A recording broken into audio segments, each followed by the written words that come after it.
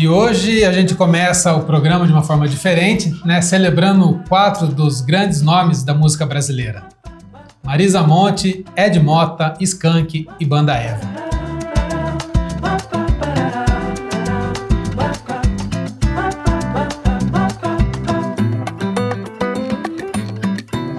E começamos com Marisa Monte, cantora, compositora, uma das vozes mais emblemáticas da MPB contemporânea. Marisa nasceu no Rio de Janeiro em 1967, né? E desde jovem, né, ela mostrou um grande talento, estudando canto lírico, né, antes de lançar, né, na música popular. E você sabia que ela faz uma ponte incrível, né, entre a MPB e a música internacional? Participou de colaborações com artistas como Carlinhos Brau, Arnaldo Antunes. E além disso, assim, a Marisa, né, ela sempre se destacou pelo cuidado, né, com os arranjos, pelo timbre suave, né, que se destacou, né, que foi na sua marca registrada. E a sua estreia nos anos 80 com o álbum MM marcou o início de uma trajetória cheia de prêmios e reconhecimento internacional. E Marisa Monte também, né, é conhecida, né, por inovar em seus shows, né, misturando projeções visuais, luzes e performances, né, intimistas. E com isso, encerramos a nossa homenagem a Marisa Monte e seguimos para o jazz e soul brasileiro com nada mais, nada menos que Ed Mota.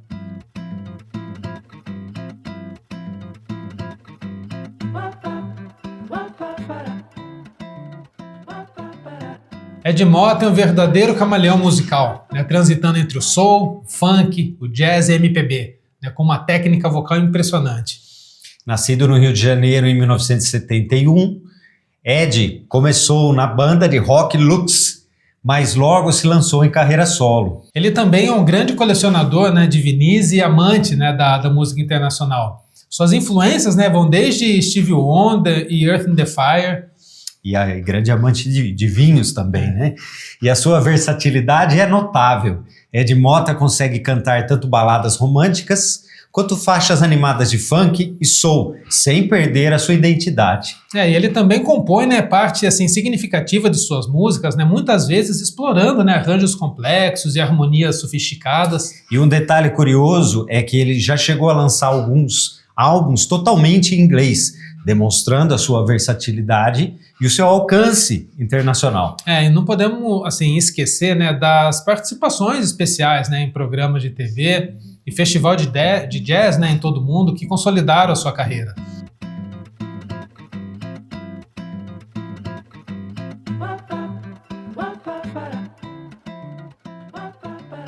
Seguimos para Minas Gerais com a banda Skank, banda que conquistou o Brasil nos anos 90, 2000, né?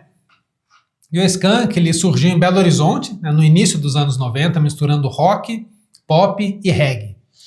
Hits como Garota Nacional, Resposta, se tornaram trilha sonora de toda uma geração. E o que assim chama a atenção, né, na trajetória do Skank é a capacidade de inovar, né, sem perder, né, a essência da banda. Né, sempre criando músicas que unem, né, a levada animada, as letras poéticas. E eles também foram reconhecidos internacionalmente, né? Chegando a abrir show de bandas de grande porte fora do Brasil. E a banda ainda assim é admirada, né, por sua energia ao vivo, e muitos fãs, né, consideram, né, os seus shows assim, experiências inesquecíveis. E o Skank também colaborou com diversos artistas brasileiros, mantendo sempre a sua essência do pop, rock mineiro. E antes de encerrar com a banda Skank, né, vale a pena lembrar que o grupo ele coleciona, né, inúmeros prêmios e indicações ao longo da carreira. E para fechar o nosso episódio, vamos de Minas para a Bahia, com a energia contagiante da banda Eva.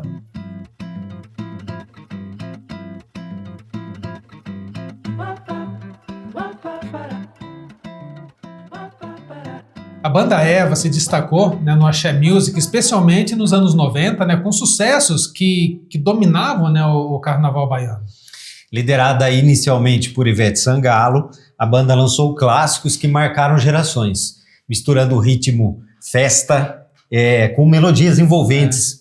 E a banda Eva, ela se tornou uma referência do Axé Music, né, influenciando outros artistas e bandas do gênero. eles também têm a tradição de renovar os seus integrantes, mas mantendo sempre a energia e a identidade musical da banda. E as músicas assim da banda são presença garantida, né, em festas e celebrações em todo o Brasil. Principalmente no carnaval, né? Um detalhe interessante é que o grupo já gravou álbuns ao vivo que capturam toda essa essência, essa animação do público, trazendo essa essência da Bahia para o Brasil inteiro. Né, e com isso, assim, a gente encerra a nossa homenagem à Banda Eva, né, completando esse episódio cheio de talento, diversidade e história musical.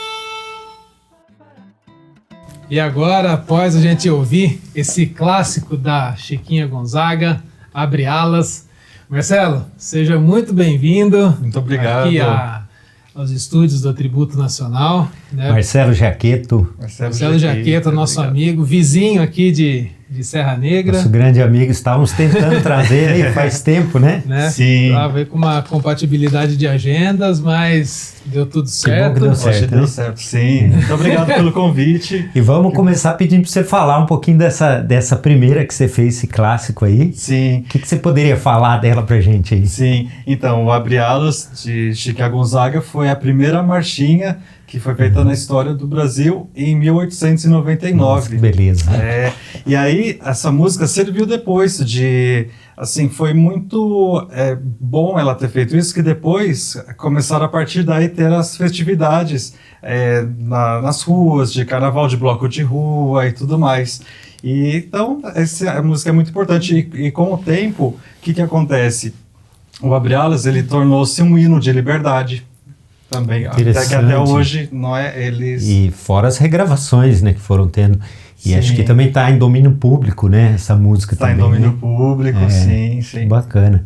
E, assim, a ideia desse projeto, né, que é o Tributo Nacional, é a gente falar um pouco das referências que a gente tem da música brasileira, né, então...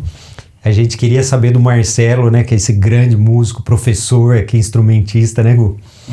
Como é que você começou? Como é que foi esse começo da música para você? Como é que isso aconteceu? Sim, eu tinha uns 14 anos, mais ou menos, e comecei tocando clarineta com o meu amigo que chamou, ele já tocava na banda, falou, vamos lá tocar clarineta e tal. Aí eu falei, vamos aprender música, nunca tinha pensado. E aí depois de um tempo que eu fui assistir um concerto da USESP e acabei gostando muito do violino, da viola de arco, do violoncelo.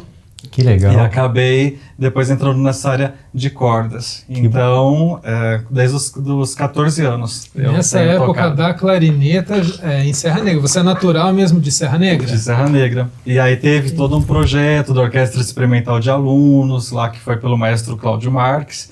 E aí, a partir de então, comecei a desenvolver primeiramente na clarineta, depois passei para instrumentos de cordas. Para o violino. Na verdade, eu comecei tocando viola de arco. Viola. O pessoal faz o contrário, mas aí, geralmente, né, eu comecei com a viola, depois passei para o violino e para o violoncelo. Mas nesse processo aí da viola, você foi autodidata? Você foi fazer aula com alguém? Como é que foi esse processo de estudo aí?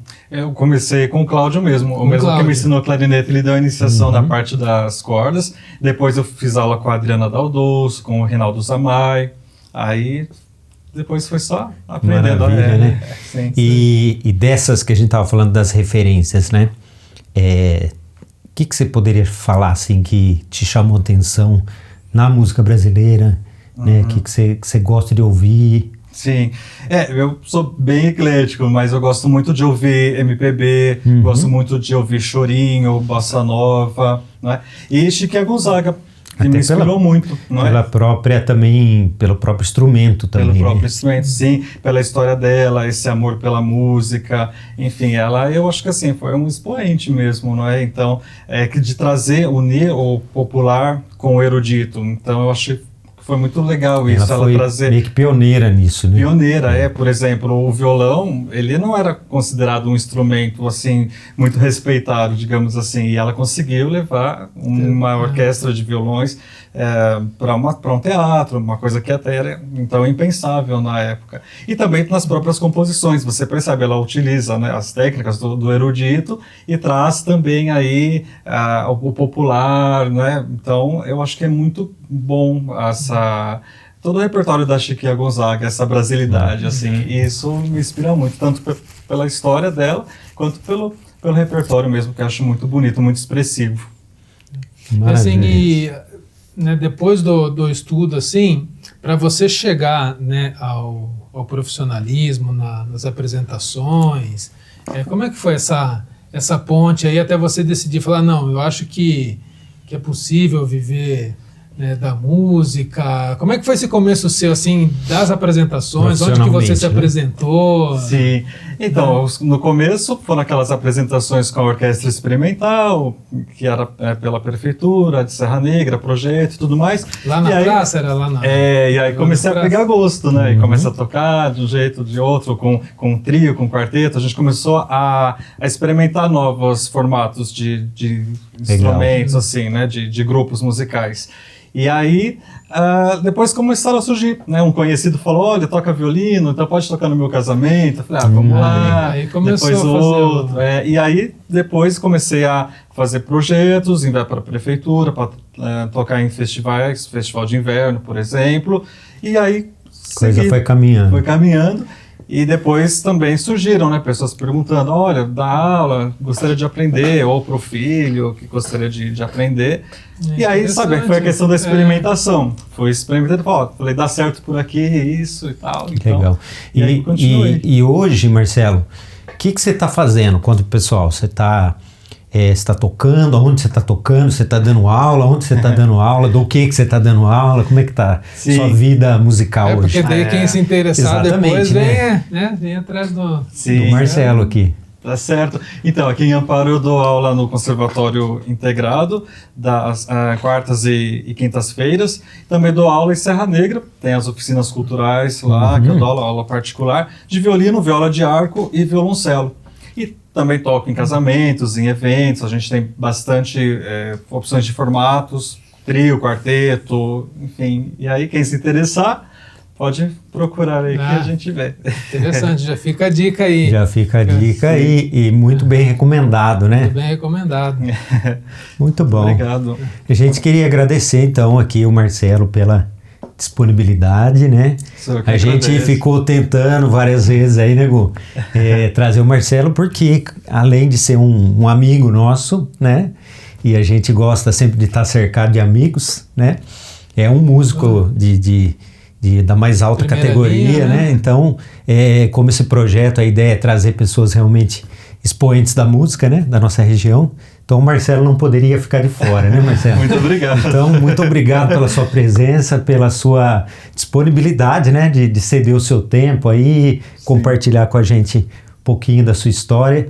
E a gente vai ficar. E agora aí nós vamos fazer mais uma saideira aqui. Essa eu vou me retirar, que eu vou deixar os dois aqui que são profissionais com vocês, né? Também da Chiquinha Gonzaga. A gente espera que vocês gostem. Marcelo, mais uma vez, obrigado pela disponibilidade. Um abraço e até a próxima. Até a próxima. Valeu. Obrigado.